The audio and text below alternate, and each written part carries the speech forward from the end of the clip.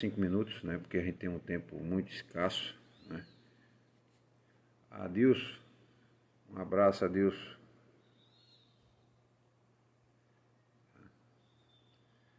Um abraço para você. E para o seu filho também, sua esposa, né? E teu menino cresceu rápido, hein? Eu vi as fotos lá no WhatsApp. Tá grande, viu? Então tá, meus irmãos, vamos começar. As pessoas vão se conectando, né? Porque a gente sabe que tem problema na internet. Eu estou ao vivo. Um abraço, Adilson. Ao vivo ao mesmo tempo no Facebook e no Instagram, né? A gente vai falar de um texto de Mateus 11, e o título do sermão será, na verdade, Libertando a Vida. Né? É isso que Jesus se propôs, a gente vai entender no contexto do que aconteceu com João Batista, quando João Batista foi preso, né? E por que ele foi preso e depois ele foi morto, como todos nós sabemos, né? Foi decapitado por ordem de Herodes Antipas. O texto diz o seguinte, Mateus 11, 2 até 11. Quando João ouviu no cárcere falar das obras de Cristo, mandou por seus discípulos perguntar-lhes: És tu que estava para vir, ou havemos de esperar outro? E Jesus respondeu e disse-lhes: Ide e anunciar a João o que estás ouvindo e vendo. Os cegos veem, os coxos andam, os leprosos são purificados, os surdos ouvem, os mortos são ressuscitados, e aos pobres está sendo pregado o Evangelho. E bem-aventurado é aquele que não achar em mim motivo de tropeço. Então, em partindo eles, ou seja, os discípulos de João, quando foram embora, passou Jesus a dizer ao povo a respeito de João: Que saístes a ver no deserto? Um caniço agitado pelo vento? Né?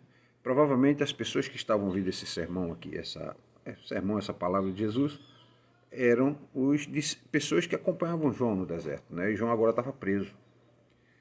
Sim, que saístes a ver? Um homem vestido de roupas finas? Ora, os que vestem roupas finas assistem nos palácios reais, ou seja, moram em palácios. Mas para que saístes? Para ver um profeta? Sim, eu vos digo, e muito mais que um profeta. Este é de quem está escrito: Eis aí, eu envio diante da tua face o meu mensageiro, o qual preparará o teu caminho diante de ti. Em verdade vos digo, entre os nascidos de mulher, ninguém apareceu maior do que João Batista, mas o menor do reino dos céus é maior do que ele. Então vamos orar e a gente vai começar essa meditação, né, essa reflexão, em cima desse texto que tem por foco João Batista. Senhor Deus, muito obrigado por estar mais uma manhã, pela tua misericórdia ter se renovado em nossa vida, por estarmos todos juntos, Senhor, mesmo um pouco distantes, mas próximos, sentindo o calor pela internet, Senhor. Que o Senhor dê sabedoria e inteligência e abra os olhos dos homens para que eles possam encontrar rapidamente uma vacina que possa nos ajudar a curar desse vírus terrível, Senhor, que tem ceifado muitas vidas e trazido tristeza a muitas famílias. E por isso estamos com todos esses cuidados, Senhor.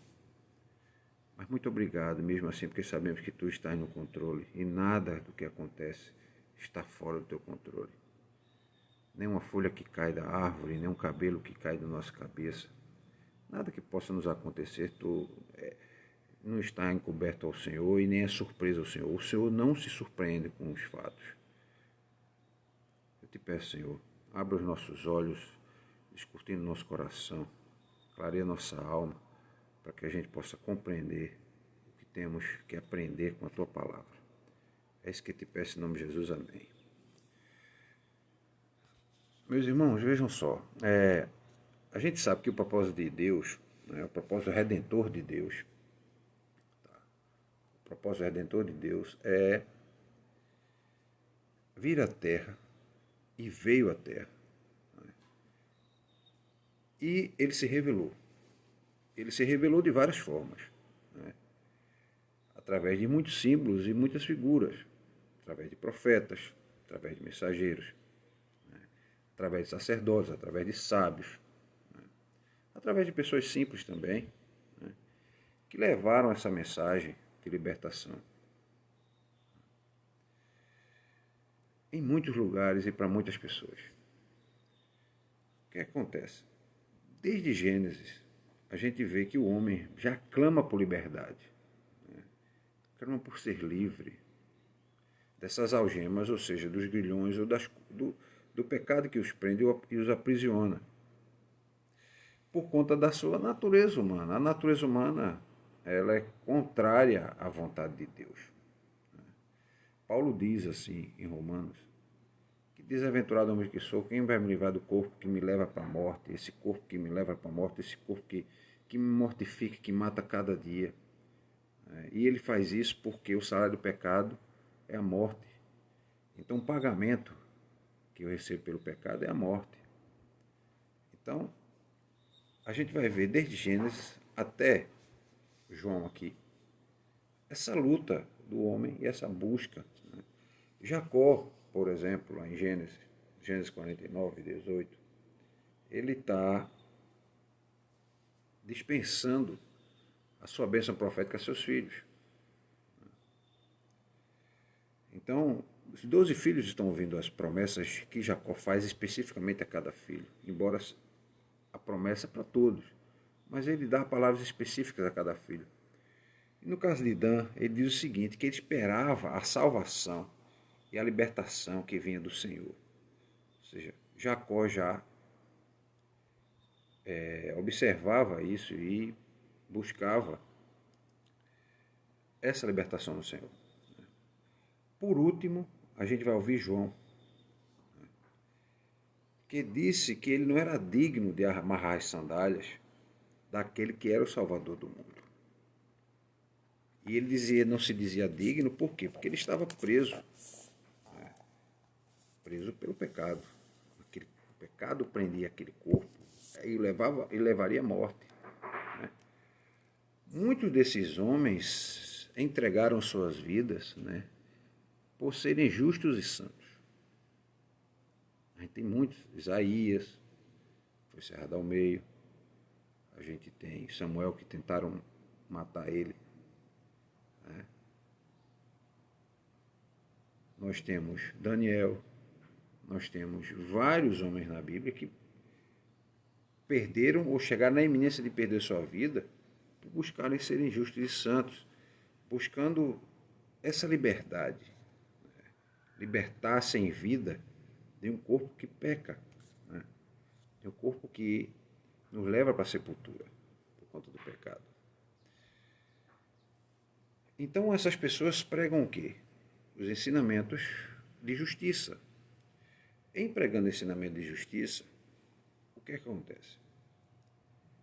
Em falando o que é bom, em falando o bem que temos que fazer, como devemos fazer, o que é o bem e o que é o mal, como separar uma coisa da outra, né? Como detectar, como identificar. Então, o que acontece? As pessoas que escutam, principalmente o perverso, aquele que vive, essa palavra não caberia bem aqui, mas eu vou usar esse termo, se deleitando no mal, ou seja, se alegrando no mal. E ninguém poderia viver de se alegrar no mal, mas o perverso faz isso. Né? Então, o perverso teme o bom. Porque o bem faz o quê? O que é que o bem faz? O bem vive censurando a consciência dos perversos. Isso é o que o bem faz. O bem vive censurando a consciência dos perversos. Então, as pessoas assim, elas vão temer, né, o cristianismo. As pessoas que se deleitam na perversidade, no mal, né, elas veem a palavra de Deus, ou o cristianismo, ou a palavra de Cristo, a palavra de Jesus, ou o que Jesus ensina, esse é o evangelho, como algo que vai censurar suas consciências e desafiá-los, né, a ter uma mudança drástica de vida. Porque as suas consciências são desafiadas e são mostradas e descortinadas de que eles estão no caminho errado, mas muitos preferem seguir no caminho perverso. Então, o que é que acontece? Por que que muitas vezes as pessoas não aceitam o Evangelho de Cristo? Porque tão logo é ensinado o Evangelho de Jesus, os mensageiros, os profetas, os sábios, eles são muitas vezes ou mandados embora, as pessoas não querem ouvir, ou as pessoas desacreditam do que eles estão a dizer, né? Não levam a sério e às vezes ficam com raiva, ficam chateados, né? Aí muitas vezes chamam as pessoas de intolerantes, porque prega a palavra de Deus, e a palavra de Deus diz, olha, a palavra do homem, como Jesus mesmo disse, tem que ser sim, sim, não, não. Se a palavra de Deus diz que isso aqui é errado, e a gente diz que isso é errado, seguindo o que a palavra de Deus diz, as pessoas que não querem dar crédito à palavra de Deus e que isso muitas vezes vai censurar suas consciências, ficam com raiva, né? Aí chamam de intolerantes. Na verdade, o intolerante é ela, né? Por não aceitar ouvir essa palavra. O intolerante não aceita ouvir o que é diferente. Tá? Então, a gente tem que entender que quando alguém prega a palavra de Deus, e se a palavra de Deus é o que Jesus diz que ela é, né? E se ela prefigurava a vinda, pré-anunciava a vinda do Salvador, que é Jesus, e ele vem, e ele completa, né, todas as profecias que foram traçadas e preditas em relação a ele, e ele ainda diz assim, vocês conhecerão a verdade e a verdade vai vos libertar. Então, primeiro, a verdade não pode ser criticada, porque a verdade em sentido é absoluto. Não há mudança na verdade. A verdade não varia, a verdade não muda. E a verdade também não pode ser desacreditada. A gente não pode dar descrédito à verdade. E a verdade, ela quando toca em nossas consciências, ela nos leva a muitas vezes a conflito. Né? Conflito na alma, conflito interior, conflito de desejo, conflito de ações, conflito de atitude, conflito daquilo que você vai fazer, daquilo que você não deve fazer. Leva-nos a um conflito. Então,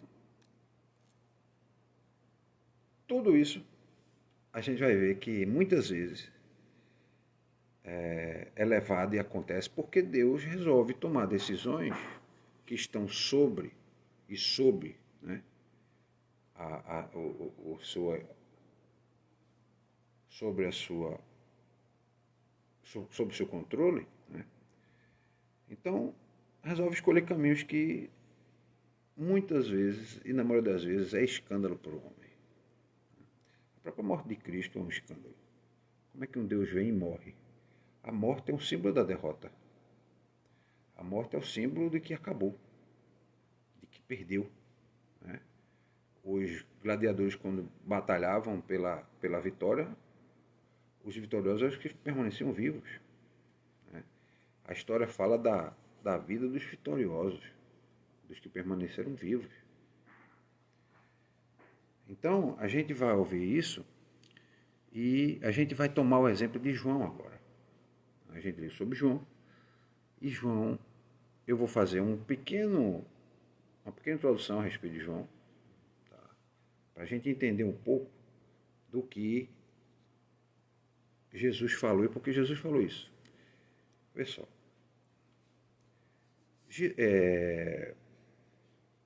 Primeiro, João é uma figura que ela foi se desfazendo à medida que Jesus foi chegando perto, né? E ela se desfez naquele dia em que Jesus foi batizado pelo próprio João. João ali completou a sua missão. Completou. Ele é tanto que depois daquele batismo, alguns discípulos de João estavam perguntando, quem é esse Jesus? Ele fez o poder de Deus que tira o pecado do mundo. Então, a figura de João foi se desfazendo à medida que alguém mais forte, vamos pensar assim, né, que é Jesus, vai surgindo. E o próprio João disse que não era digno de atar a própria sandália dele. Então, muito embora Jesus estava presente, ou seja, o Cordeiro de Deus estava presente, o Salvador do mundo estava presente, o que é que acontece? João, que é o maior de todos os profetas, né? O maior dentre os profetas, porque, na minha ótica, ele foi quem preparou o caminho, foi quem preanunciou a chegada de Cristo, foi quem batizou o próprio Jesus. Ele está entre os grandes profetas, né? Não cessou de fazer ouvir sua voz, onde fosse necessária, né?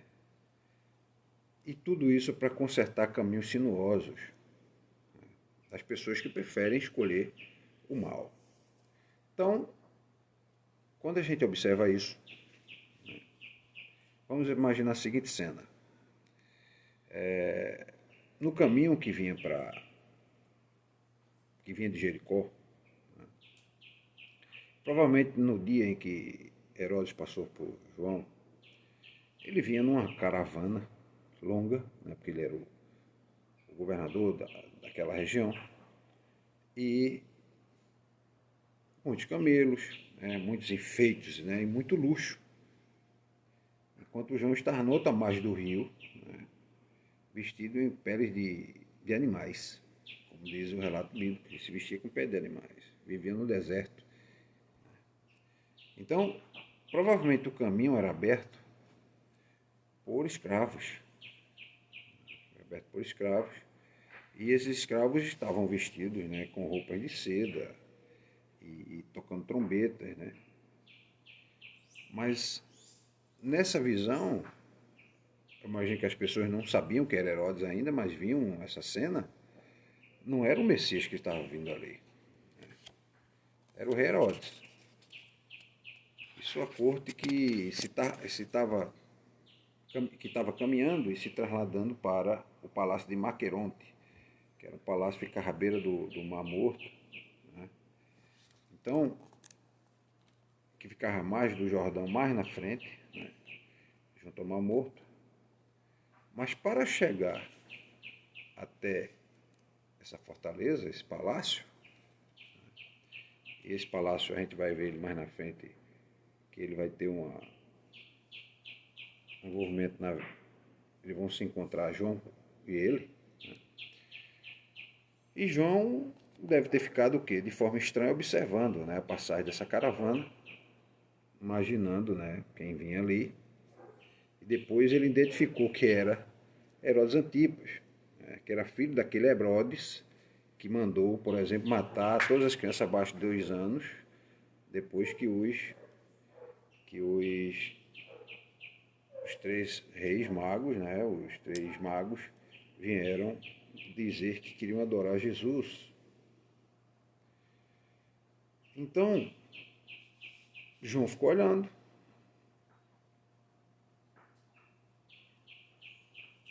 Mas a caravana de Herodes também deve ter visto João, né, porque se aglomeravam pessoas à margem do Jordão para ouvir João. E ele viu a aglomeração de pessoas. E João era um profeta respeitado, né, respeitado e temido, né, por sua fidelidade a Deus, por sua coerência de vida, né, pelas palavras fortes que ele dizia. Né, ele não tinha medo. Se tem uma coisa que João não teve, né, em momento nenhum, foi medo de dizer o que tinha que ser dito. Então, Herodes Antipas era um homem supersticioso, né, tinha medo desse profeta. Eu imagino que ele tinha medo, além dos longos cabelos, da palavra de João, que eram como espada. E de quem ele já deve ter ouvido falar, ele devia ter ouvido falar muito de João, as pessoas deviam falar de João, né? João devia ser motivo de notícia, né, de comentários entre as pessoas. Só que, ao vê-lo passar, João, quando via algo de errado, ele não se calava. Podia ser quem fosse. E ele reprovou publicamente o comportamento de Herodes Antipas e da cunhada Herodíades, porque Herodes Antipas resolveu tomar, na verdade, a mulher do próprio irmão, né, e casou-se com ela, com a mulher do próprio irmão. seja, vivia em adultério, né? Foi amante, provavelmente, da mulher do irmão e depois ficou com ela. E evidentemente que Herodes não gostou do que ouviu e muito menos a Herodíades. E mandou-lo prender. E foi o que custou a própria vida de João isso. Nessa fortaleza Maqueronte, onde a caravana se dirigia, né? Então, por meses, João foi mantido nesse tenebroso calabouço, porque, olha, não era nada comparado às prisões que nós temos. Muitos falam que nossas prisões são horríveis, né? Mas não é nada comparado ao que temos hoje. E João preso não permaneceu muito calado, tá? E muitas dúvidas pairavam no coração e na mente de João, né? E essa inatividade, esse processo, né, de estar preso, e não era nada fácil preso naquela época, né? Você era tratado como animal, né? A comida era jogada no chão, a comida era disputada na cela com baratas e ratos e outros tipos de animais que você pode imaginar que viviam lá, né? Algo insalubre, escuro, úmido, né? Muito quente também, de dia e muito frio à noite. Então era um processo de tortura, né? Essas prisões. Então, nessa escuridão do calabouço, provavelmente a fé de João pode ter vacilado. É o que eu posso pensar em função da pergunta que ele faz. E essa dúvida dele, né, ele chegou a externá-la aos discípulos. Então ele duvidou que o Messias, né, era o Cordeiro de Deus que ele tinha dito, né, de quem ele havia falado para os seus próprios discípulos. E ele foi e disse assim: quando João ouviu no cárcere falar das obras de Cristo, mandou os seus discípulos perguntar-lhes: és tu aquele que estava para vir ou havemos de esperar outro? Ou seja, és tu o Cristo ou vamos ter que esperar outro? É interessante que o pregador, né, o pregador João Batista, né, e João o Batista, porque o Batista vem de batismo, né? E baptisme, né? E batismo é batismo, ou seja, imergir em água, tá? Outros dizem que João Batista seria Deus misericordioso. Mas esse pregador que foi aprisionado, né? Mas suas palavras não foram aprisionadas. Ele manda perguntar a Jesus se ele é o Messias. Provavelmente, como os outros judeus esperavam, e muitos outros tiveram dúvida em relação a Jesus, esperavam um Messias libertador. Um Messias que tomaria o poder e sentaria no trono num palácio e comandaria, né, o povo judeu nesse processo de libertação desses povos que os oprimiam. E na época era Roma, o maior império, né, de todos os tempos, dos mais poderosos.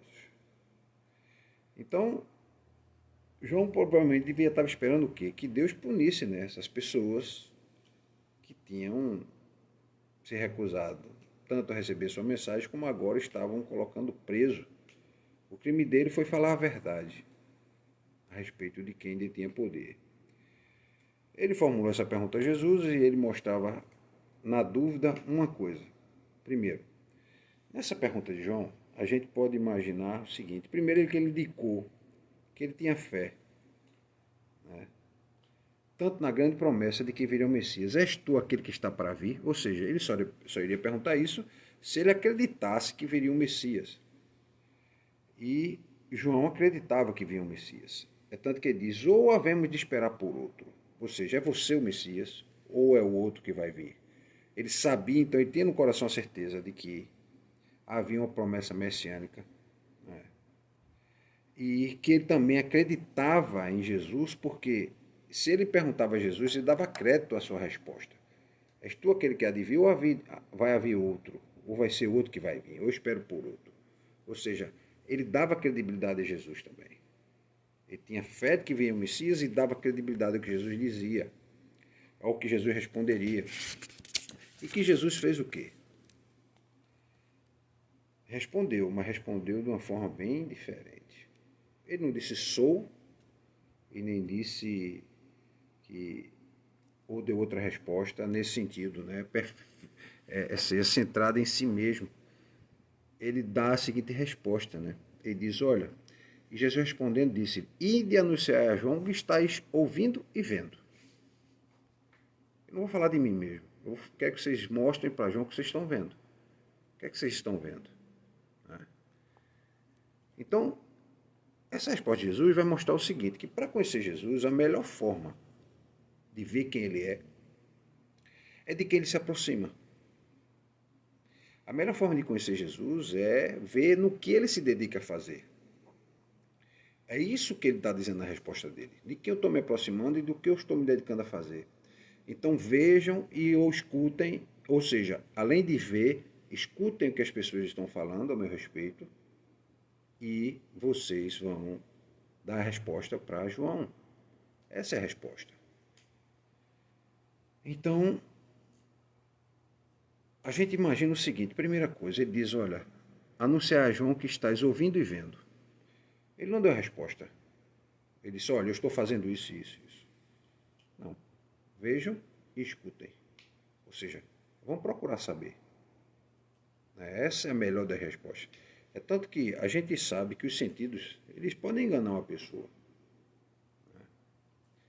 A respeito de um fato observado. Eu posso olhar ao longe e ver um fato e achar que não é o que eu estou vendo ou vendo algo que é aquilo que eu não imagino que seja, né? E existe muito isso, né, no deserto, né, de você ver coisas por causa da insolação que é muito grande. E às vezes você no deserto, se não estiver bem hidratado, você começa a ter vertigens, né? Ver coisas que você não veria se estivesse na sua plena condição física. Mas o sentido não vai enganar várias pessoas ao mesmo tempo com o mesmo fato. Então, as várias pessoas, os vários discípulos, porque não eram discípulos, só são vários discípulos, né? Porque o próprio Deus diz, mandou por seus discípulos perguntarem. João não mandou por um discípulo, não tinha um discípulo escolhido, né? O predileto, aquele que ele tinha mais, era mais achegado, mandou vários discípulos perguntarem. E o que é que essas testemunhas viam e ouviam? Aí vem a resposta aqui. Ó. Os cegos veem, os coxos andam, os leprosos são purificados, os surdos ouvem, os mortos são ressuscitados e aos pobres está sendo pregado o Evangelho. Então, essa resposta vai mostrar o quê? A verdadeira identidade do Messias. Se de um lado essa resposta mostra essa verdadeira identidade do Messias, que é a sua tarefa de curar, de sanar e libertar a vida das pessoas, por outro lado, Jesus também sabia que a sua resposta pode decepcionar aqueles que sonham com o Messias, o quê? Poderoso e libertador. Porque muitos desses discípulos podiam ter esperado dizer, diga a João que eu sou Messias e que eu vim libertar o povo. Ele poderia ter dito isso, mas ele não disse.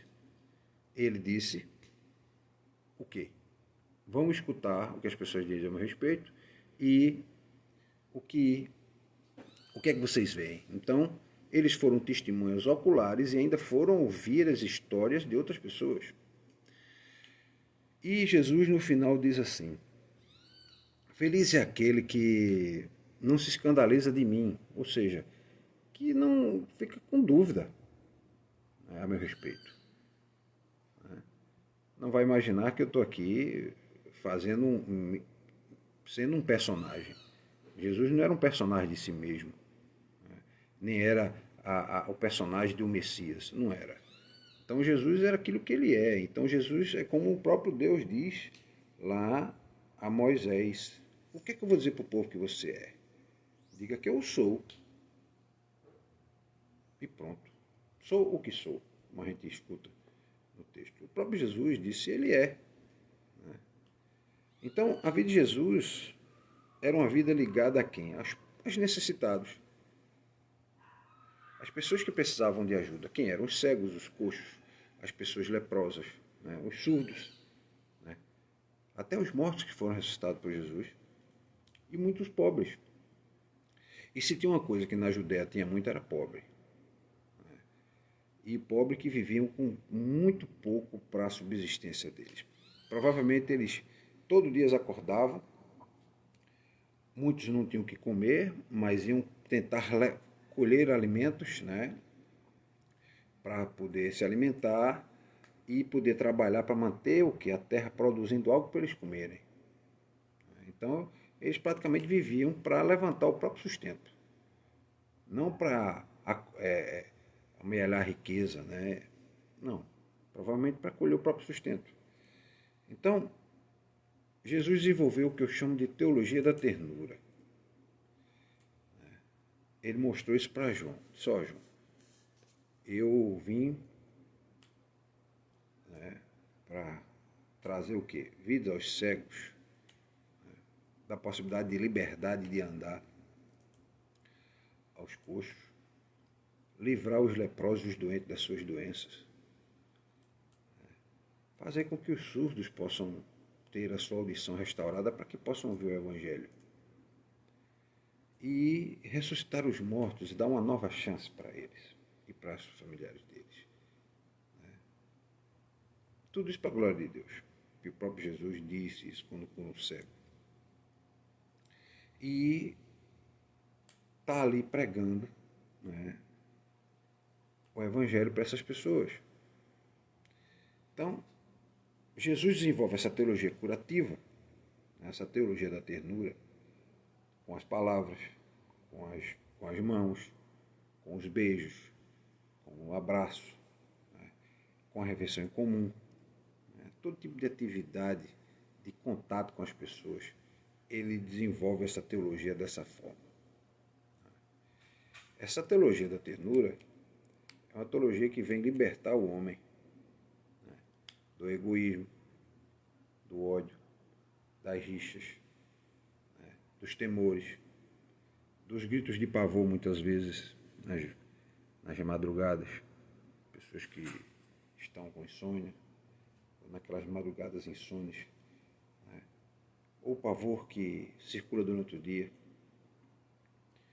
Então, ele vem trazer acolhimento.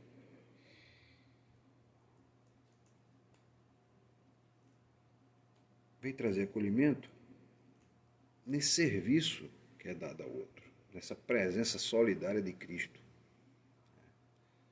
Essa presença solidária de Cristo. E quem abraça essa teologia, ele vai, na verdade, lutar com firmeza, com tenacidade, vai despender força contra toda forma de injustiça e opressão. E era o que Jesus estava fazendo. Diga aos cegos que veem, aos coxos que andam, aos leprosos que são purificados, aos surdos que escutam, os mortos estão sendo ressuscitados e os pobres estão sendo pregado o Evangelho.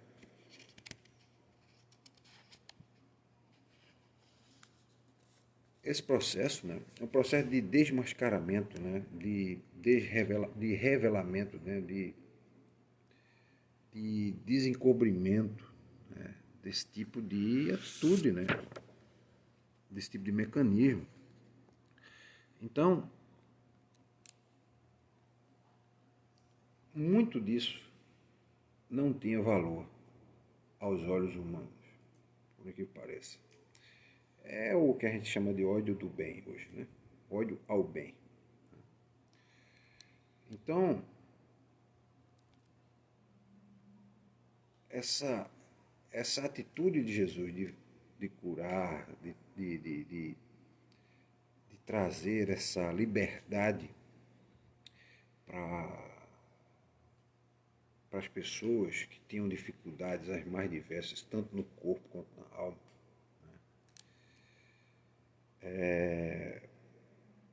Sofrer foi motivo de objeção, né? Motivo de objeção. Por quê? Porque as pessoas imaginavam que esse Jesus traria o quê? E estaria de braços dados com a ideia, né, de poder e de majestade de Deus, ou seja, mais um rei que está aí na nossa frente para nos libertar. Só que tem um detalhe. As coisas que Jesus praticava e fazia, ou realizava, né, o seu propósito não era, por exemplo, depender, né, da aprovação do mundo, nem de que tivesse associado àquela ideia de sucesso que o mundo, né, observa. Né? O que é sucesso no mundo? Tem que ter hoje milhares de visualizações, por exemplo, no YouTube, no Instagram, né, vários seguidores no Twitter, no Facebook. Então essa mídia digital mostra isso, né, que só tem sucesso hoje quem tem muitos seguidores. E às vezes você vê pessoas com milhões de seguidores que você não entende como essa pessoa tem essa quantidade de gente seguindo, porque quando você vai escutar, muita bobagem sai da cabeça dela. Então, os milagres que Jesus fazia não era somente com o objetivo de maravilhar as pessoas, nem ter seguidores, né, como nós temos hoje, por exemplo, nas redes sociais. Né? Mas era para sinalizar que um reino de Deus é um reino de justiça e de misericórdia. Justo porque as pessoas mais humildes precisavam também de auxílio. Diante de Deus todos são iguais. Tanto os mais ricos quanto os mais pobres. O próprio Jesus disse que haveria pobre entre todos. Né? Mas que a gente deveria cuidar deles. Jesus teve esse olhar especial às pessoas mais necessitadas. Porque sabe que elas precisam também de ajuda. Então, Jesus começa o quê? Quando os mensageiros enviados por João vão embora, Jesus começa a elogiar. Né? Começa a elogiar a atitude de João, o trabalho que João desenvolveu. E ele começa a elogiar dizendo o seguinte: então, em partindo eles, passou Jesus a dizer ao povo a respeito de João. Ou seja, começou a elogiar e falar realmente quem João era e qual a importância dele e qual a prática dele de dia a dia como profeta. E diz: que saístes a ver no deserto? Um caniço agitado pelo vento? Sim, que saíste a ver? Um homem vestido em roupas finas? Ora, os que vestem roupas finas assistem nos palácios reais. Mas para que saístes? Para ver um profeta? Sim, eu vos digo, e muito mais que profeta. Este é de quem está escrito: eis aí, eu envio diante da tua face o meu mensageiro, o qual preparará o teu caminho diante de ti. Em verdade vos digo, entre nascido e mulher, ninguém apareceu maior do que João Batista. Mas o menor do reino dos céus é maior que ele. Ou seja, vamos ficar com a primeira parte, onde ele diz que nascido e mulher ninguém apareceu maior do que João Batista. Ou seja, entre todos os homens nascidos, pelo que Jesus está dizendo aqui, o maior foi João Batista. E é explicado porque João Batista foi aquele que preparou o caminho para poder vir Jesus. Por isso que ele é o maior de todos. Enquanto os outros falavam a respeito da vinda de Jesus, ele, na verdade, preparou o caminho. Os últimos passos de Jesus, quando Jesus chegou, a estrada estava completamente pavimentada. Os últimos metros estavam pavimentados para Jesus poder passar. E por isso que ele é o maior entre todos os homens. Aí você vê Jesus dizer o quê? Primeiro, Jesus está respondendo aquelas pessoas que podiam estar julgando João pela mensagem que foi enviada por ele, ou seja, pela pergunta que ele fez antes: és tu aquele que estava para vir ou havemos de esperar outro? Então Jesus estava respondendo essas pessoas, né? Porque foi um momento de provação para João. Né? Estava preso, estava sozinho, embora vivesse só no deserto, mas era maltratado, né? Provavelmente deve ter sido espancado, comida era jogada no chão, muitas vezes ficava até sem ter o que comer, deviam jogar comida estragada para ele se alimentar. E Jesus vai utilizar 3 figuras de linguagem para fazer a defesa de João. Na primeira ele diz assim: João quem é? É um caniço agitado pelo vento que costumava balançar.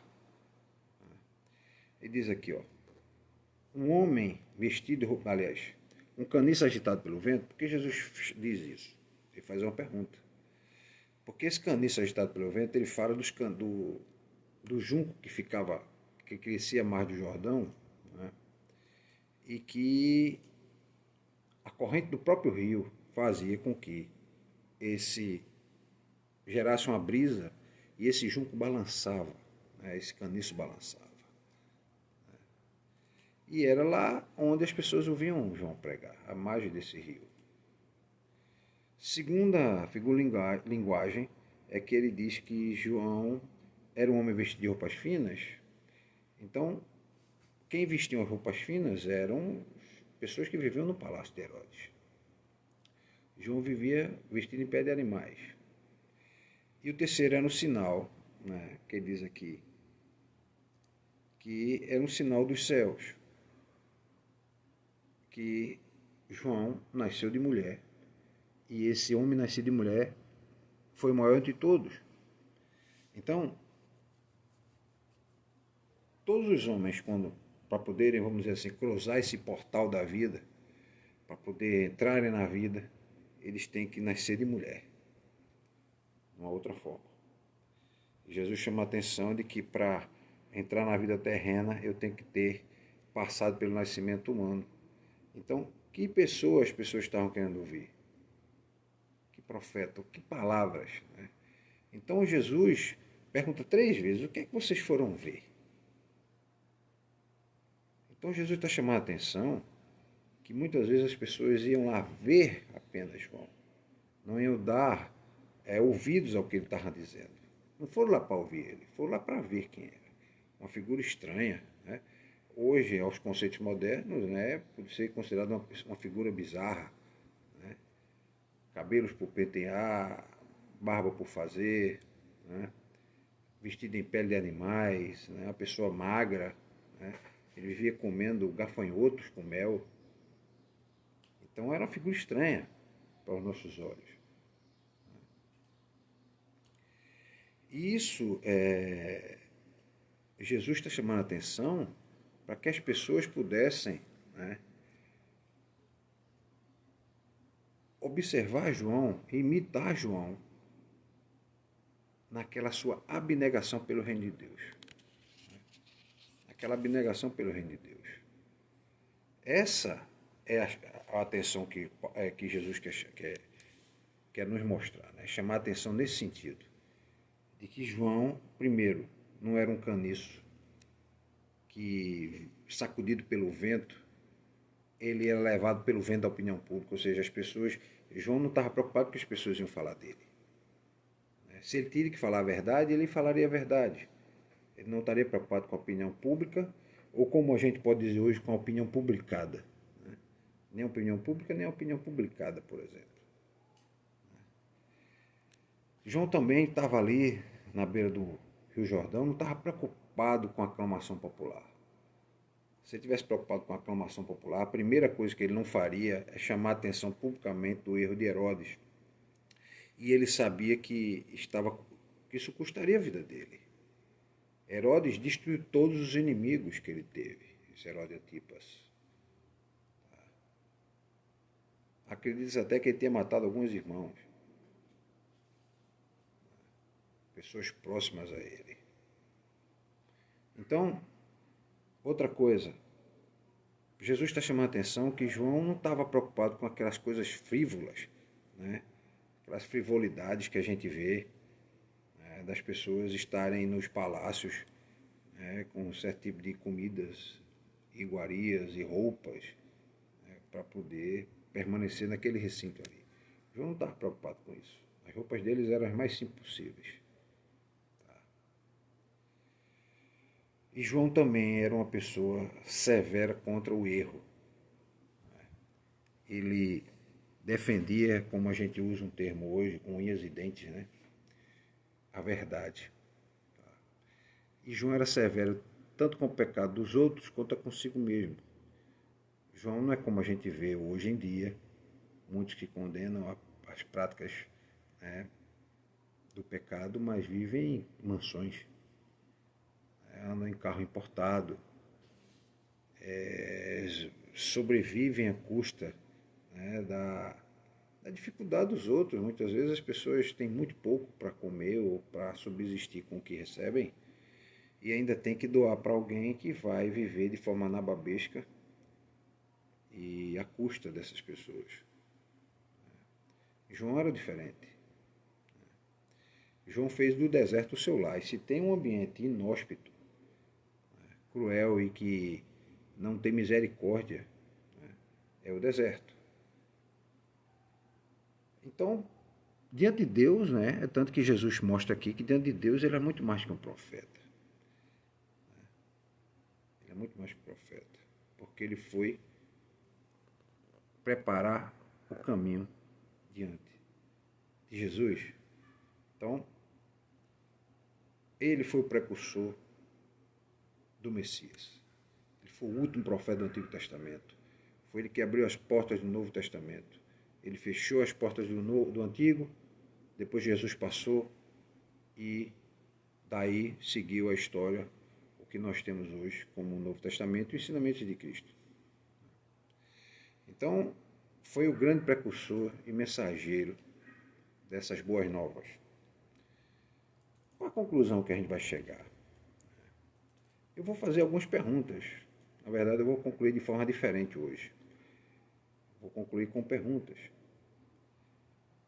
A que Messias nós seguimos? Que Messias nós seguimos?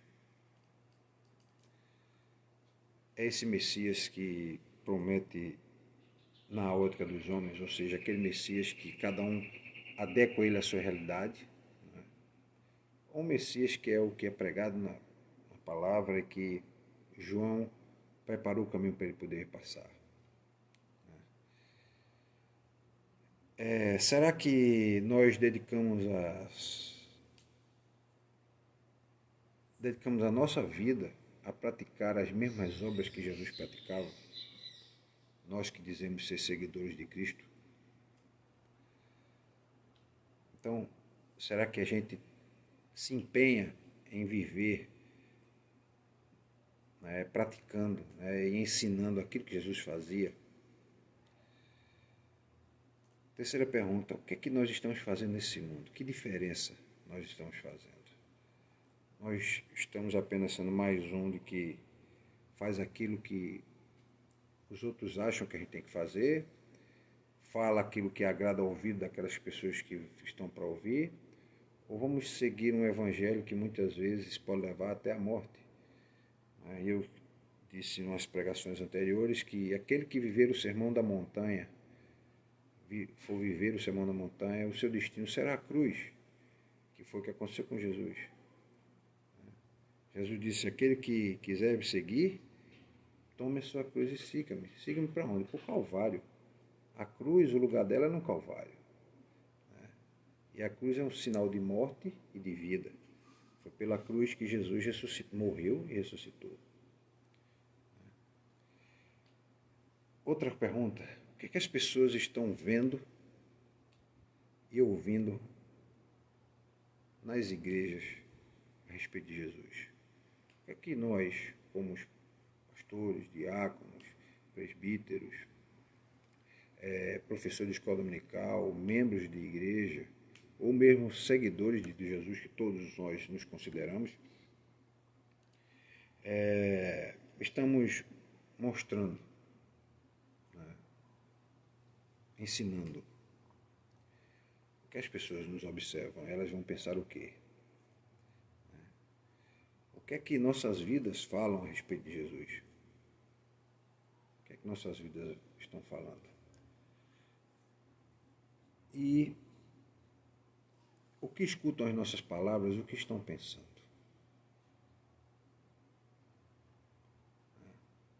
O que é que nossa palavra, nosso ensinamento está mostrando para as pessoas e levando elas à reflexão para que elas possam mudar de vida? Será que nós estamos fazendo isso? Então essas são algumas perguntas, né, que a gente está fazendo com conclusão dessa exposição, né, a respeito do que Jesus falou a respeito de João e do que João foi, né, a respeito de quem João era, né? Então, para encerrar, eu vou deixar para vocês essa colocação aqui. Ó. Felizes são aqueles que descobrem que são seguidores de Cristo. Porque aqueles que descobrem ser seguidores de Cristo não vão odiar a sua vida. É tanto que João fez o que fez. Por amor à vida dele e amor à vida de muitos. Pregou o que tem que ser pregado, mesmo que custou a vida dele. Mas quando você conhece a Cristo, você resolve amar a sua própria vida. E nesse caso, viver é Cristo. Isso significa a nossa vida. Nossa vida tem que significar viver a Cristo. Pois é, meus irmãos, eu vou encerrar. Vou encerrar não, vou fazer uma oração. Eu vou ouvir se alguém tem algum pedido de oração. Hoje a internet, ainda bem que me ajudou, né? Alguns conseguiram entrar e sair, outros caíram as suas internets. E um abraço a todos aqueles que participaram, tanto pelo Instagram como pelo Facebook. Né? Eu vou orar. E se você tiver algum pedido de oração, você pode, enquanto estou orando, você pode digitar aí. E depois a gente vai orar por esses pedidos e encerrar. A gente faz o... Aliás, eu vou orar primeiro, depois eu dou esse aviso para vocês. Senhor Deus, muito obrigado. Porque João não foi aquele caniço agitado pelo vento, né, da opinião dos outros. Ele cumpriu a missão dele. Cumpriu a missão que foi preparar o caminho para o próprio Jesus poder passar. E quando Jesus passa, tudo se fez novo. João tem uma grande contribuição nisso. Ele foi aquele dos profetas que teve o prazer, que eu acredito que todos os profetas que desejariam ter, de batizar o próprio Jesus. De dizer, eis aí o Cordeiro de Deus. Muitos profetas no Antigo Testamento esperavam por isso. Jacó disse a seus filhos que esperava pela salvação no Senhor. E a salvação vem através de Jesus. O Senhor nos ajuda a poder entendermos o Teu Evangelho cada dia mais. Esse Evangelho que traz vida e liberdade, e liberta. Por isso que Paulo diz, não se envergonhar do Evangelho, porque é poder de Deus para transformar. Transformar água em vinho. Transformar uma vida aprisionada nas drogas por alguém que hoje está completamente limpo das drogas. A vida daqueles que adulteravam e não adulteram mais, agora são fiéis, maridos fiéis, esposas fiéis. Daqueles que viviam a enganar os outros, hoje são pessoas honestas e trabalham e buscam viver do seu próprio trabalho. Muito obrigado, Senhor, por ter se revelado a nós. É o que eu te peço em nome de Jesus, amém.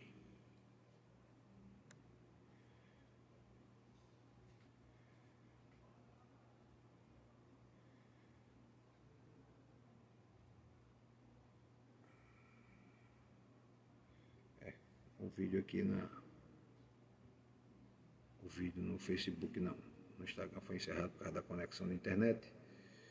E eu vou concluir aqui, né? Um abraço a todos. E se você quiser que eu adicione você no meu grupo de WhatsApp, mande seu número pelos comentários, tá? Ou adicione meu telefone, né? 987661620. E aí você pode pedir e eu adiciono você no grupo. Tá? Deus abençoe e até mais tarde.